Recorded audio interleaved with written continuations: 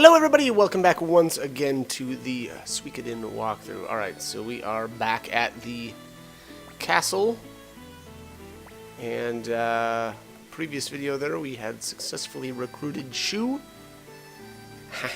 And here Shu has a little, I don't know if I'd say it's a run-in with Victor, but he kind of just tells him what's up. Like, hey man, you know what? If you don't trust me, you might as well leave.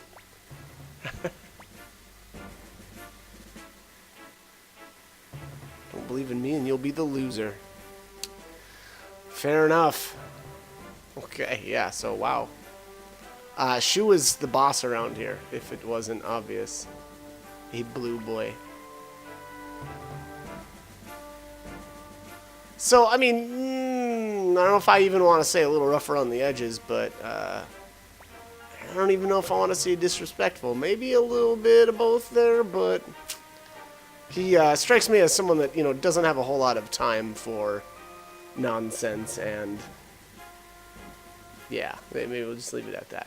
But, alright, anyway, so we've got a plan here.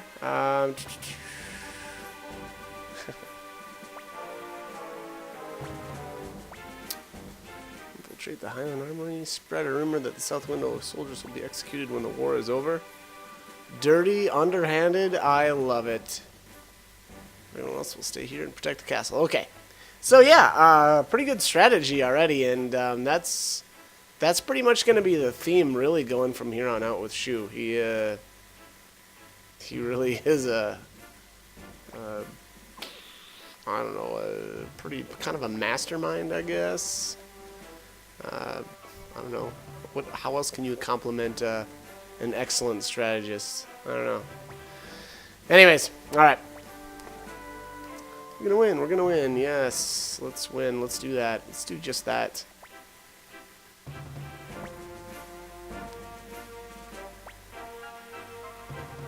Going to leave that role to someone else. Oh, let's make the main character do it. Okay. Let's do it.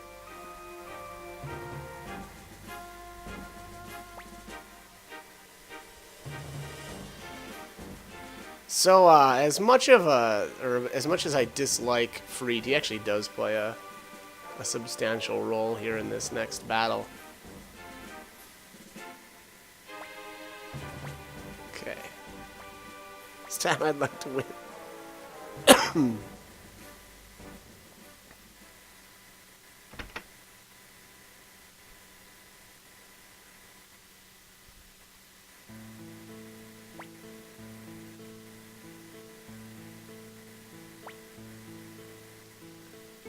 Not sure I trust this Shu. Alright, so once again, Nanami, you know, very reluctant. And that's kind of her theme throughout the game, is that, you know, she's just reluctant to fight and, you know, doesn't understand why it has to be the main character that, you know, kind of leads everything. Which, again, you know, to be fair, true enough, you know, they're kids. But hey, you know what? Man's got to step up, or a boy's got to step up. Whatever. Alright, so save your game. Always a good idea. Next battle is riding on you.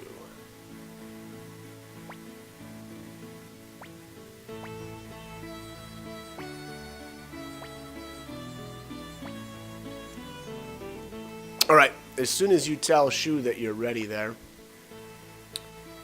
we will start the next battle. Generally, I think it's a good idea to always kind of check out your units, though. I think we're able to actually kind of move people around right now. But I actually don't think I did that. So I'm pretty sure all of these, like, troop setups are kind of what they would be if we, you know, hadn't done any. Or basically, they're the default troop positions. Again, at least that's what I think anyway, from what I remember. And I don't actually think that that's the best way to go. I think that there's way better ways to set up your troops. Specifically, like, okay, so I'll give you an example here. I think right now Sai is in the same troop as Flick. And Flick is an archer. and which means he can attack actually from, you know, an extra square away, and Sai has that fire spear. So any group that you put Sai with, they'll be able to use fire spears, and that fire spear is a three box, I guess, kind of AOE, And so he can actually attack from really far away too. But now, I think doubling them up together doesn't make sense. I think that if you put Sai with somebody like Victor, who's just a basic infantry unit, that's going to probably be on the front lines, I think it makes more sense. And then have Victor backing him up and kind of shooting over their heads, I guess, is kind of the way I look at it. So that's my recommendation. Here we do ambush Solon G here, and or Solon He. I don't know what his name is, or his last name is supposed to be pronounced. Again, J is probably silent. Maybe I'll just say he. Alright, so here, as soon as you attack Solon He, the state army, I think, will switch sides. Yeah, and obviously, so Freed infiltrating those South Window troops. So again, is successful and thus is able to make the South Window soldiers swap sides. Now here,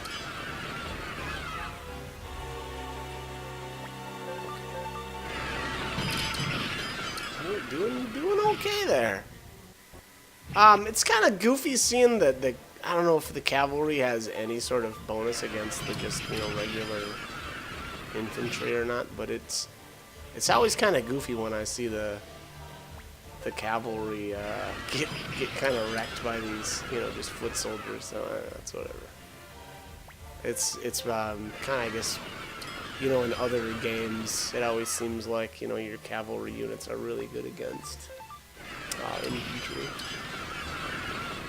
A good example of that is Kingdom Under Fire. Big old name drop there. Great game. Love that game. One of these days, maybe I'll even do a walkthrough for it. We'll see. I really should, because it's such a great game, but we'll see. But, alright, so anyways, I think what we need to do is, I think we actually need to damage Solon He's unit, which we haven't been able to do yet. And I'm mostly just wasting time here. To be honest, attacking these other units, I don't think actually does anything. The goal is to, damage Solon's unit, and then I think he retreats. And all right, main character was not able to do any damage there. Oh, state army gets wiped out. Again, with those kind of like throwaway troops like that, I just don't even care,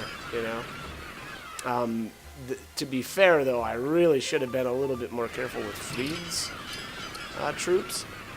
Now, I'll be honest, though, I don't know if he can actually die, because he's needed later on for storyline reasons. So, oftentimes in these, these skirmishes or wars or whatever you want to call these things, your characters can actually literally die. But, again, I don't actually think Freed can. And it said wounded, and I think that's fine. I think mortally wounded, though, I think that's the, that's kind of like the prompt that they give you for if one of your characters has actually been killed. And you don't want to ever let that happen. Maybe that's obvious, but that's going to affect a lot of things. I think even, I don't even think you can get the best ending if one of your characters dies in one of these battles. Which is kind of funny, too, because these battles are usually also just stupid and easy that,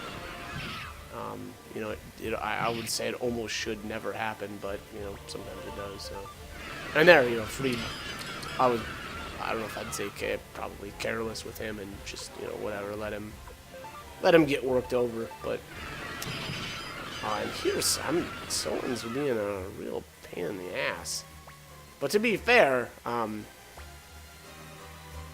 oh, okay, so we didn't even have to damage him. We just needed to last a certain amount of turns. So it's probably like 4 turns or something like that. And they just peace out. So I don't know what would have actually happened if I would have damaged his unit or if I would have eliminated it. That probably would have been a victory too. But either way, it looks like in about, I think what was that, like around 4 turns, they just retreated, which is super lame. I mean, they weren't really losing that badly. They were doing okay. And I mean, Freed's unit had been eliminated, so I don't know, whatever. I guess they just give up a little bit too easily. And then here, we just get some random people that join our group. Like, okay.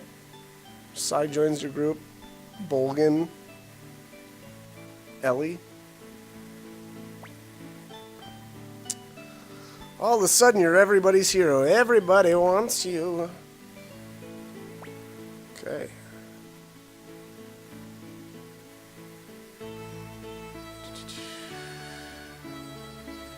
Okay, so our time is of the essence here, it sounds like.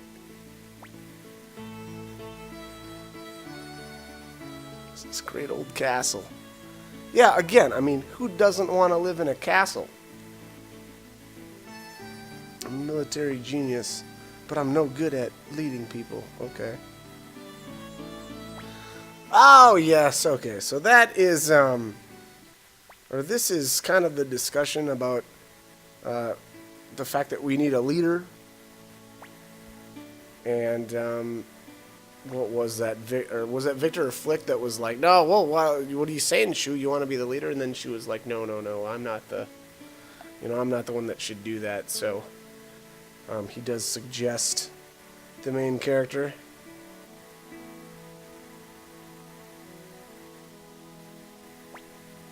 The brilliance? I mean, let's be honest. The main character never talks. So, I mean, I guess just being sort of a mute. I mean, granted, we are. Technically, the character is talking now, so. So, he's not completely mute like, what was it, the first game there, where I don't think he speaks at all? I don't know, maybe I'm getting my games mixed up. Okay. Go to the tavern later and we'll talk. Sounds like a plan.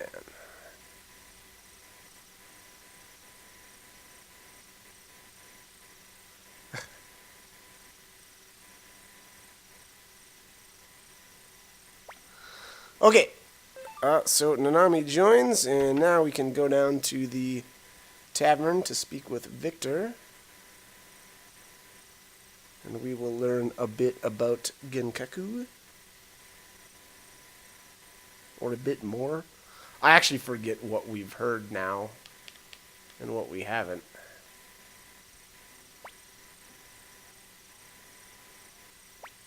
Still can't drink. Yeah, okay.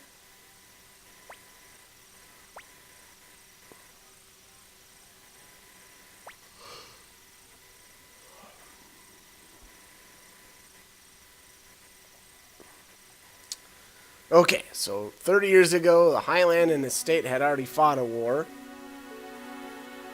Which it looks like, history is repeating itself. Annabelle's father, Daryl of Muse, led the state. And what was that, Han Cunningham was the leader of the other place? Of Highland, sorry. Daryl was an amateur and he lost half of Muse. And the Matilda domain. Wow, that's not impressive. He's no Shu. It's when a hero appeared.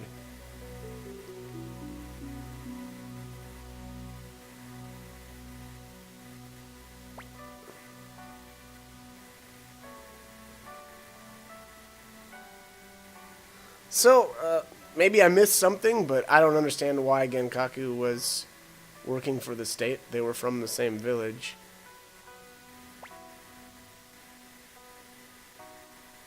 But anyway, either way, so the two of them worked together to make a peace treaty.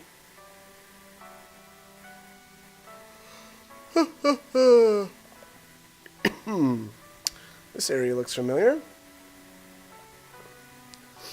Okay, so there was a border city. Daryl refused to give it to Highland, so negotiations broke down and war began anew. All because they couldn't decide on basically that one village. Alright, so then they did the old your best man versus mine.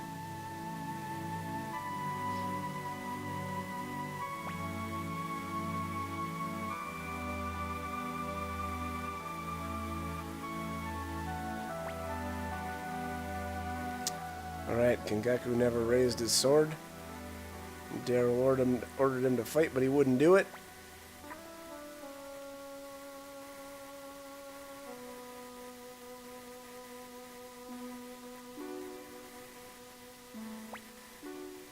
Alright, that's how Chiaro became Highland territory. Alright.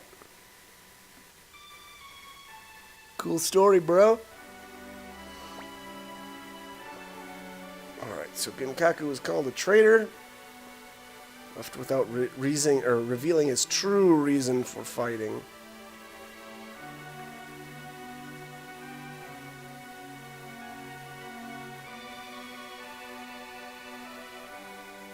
Okay, here we are. Daryl secretly coated the blade with poison.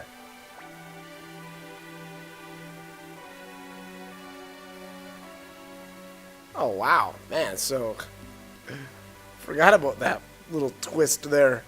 So Daryl, Annabelle's father, was just a total ass. Like, that guy is straight up evil. Coats the guy's sword, and then he was gonna basically blame, you know, Genkaku for basically murdering his friend Han. But Genkaku kind of outsmarted him. Couldn't murder the guy if he didn't fight. Granted, it trashed his reputation, but, well, now we know the truth.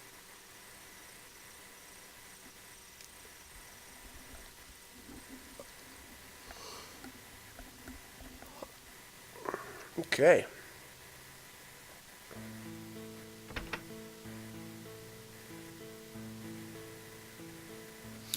Okay, so I think for the rest of this video, oh, maybe not. I was gonna say I think this is mostly kind of housekeeping type stuff. I think I've got some, you know, kind of inventory stuff I need to take care of, but I guess there is just a bit more. Yeah, a bit more to do. All right, so obviously the hero, you need to agree to, you know, kind of lead.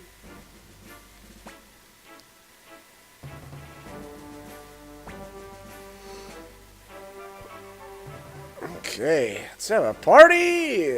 Wu-Tang! Alright, so now Juan, or Han, I don't actually know if the U is silent or not, joins. Doctor, you're okay. I'm so glad. Okay, you're cool. How did you survive Muse? Well, helped by a kind soldier and eventually made it here. Okay. Dr. Han is pretty good in the kind of like war battles. He's got a heal ability that has got a decent amount of range. It'll only heal one unit at a time, but I think it's got 3 uses per, you know, combat or whatever, however you want to say it. Alright, so we're going to call this the I think this is the dragon. Are we naming our army, I think? So, yeah. Oh, Dragon Castle. Okay, we're naming the castle. And I went with Dragon for the company there, for the main character, because, I mean, it seems appropriate.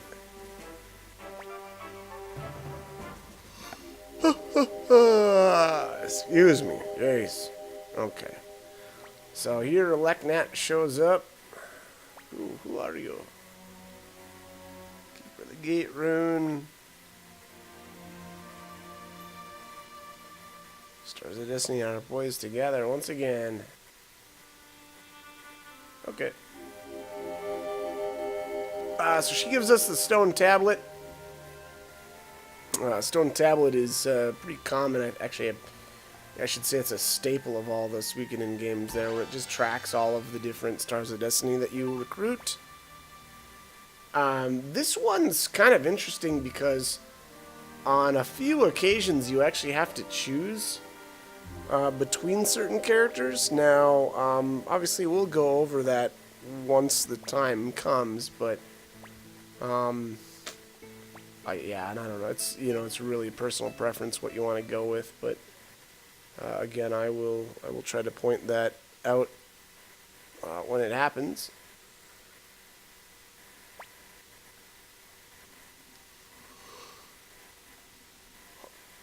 You're the leader of the Alliance Army. No, it's the Dragon Army? Okay. Oh, I guess it's still the Alliance Army. Actually, that makes more sense. I keep forgetting we didn't really name the army. We named the castle. Anyways, alright. So let's have a chat with Apple here. Yes, I would like to rearrange my units. Apple, thanks. Okay, so the main character's unit has that bright shield rune, so I'll be honest, I actually don't really like to do a whole lot of fighting with him. I kind of like to have him, lagging behind and, with the ability to actually heal people. So I'll definitely be moving them around a bit now. Yeah, I mean, we don't have a whole lot of option as far as, characters right now, but, well, am I really not going to move anybody around? Wow, okay, whatever. Dumb. Again, I think that, so like Sai with Flick is not something that I would have stuck with. I would have put him with, Victor or somebody like that. Someone that actually could kind of more utilize that ability. So we'll do that here in a bit. But, alright, so this is the stone tablet that I had mentioned. And, by the way, Luck joins. So Luck is an amazing mage. I actually didn't use him at all, actually, now that I think about it. But he is fantastic. He's got a really, really good magic stat, and then he, I believe, ends up with 3 open slots. 3 open rune slots. So he can really fit the bill if you're looking for a mage for your party. And then on top of that, he's actually a war unit as well. And he leads a unit with, I think it's wind magic. And the mages are a lot like archers, where they've got a really good range. So, they're great. They're just great units. So I'll just kind of leave it at that. Like I had mentioned earlier here, we're going to do just a little bit of inventory management here. Specifically, it looks like selling some stuff. These Great Hawk runes, I shouldn't have even bothered having those in there. They can be purchased from a store later, and I actually just barely, or I don't even know if I ever used them this playthrough. But some of this other stuff.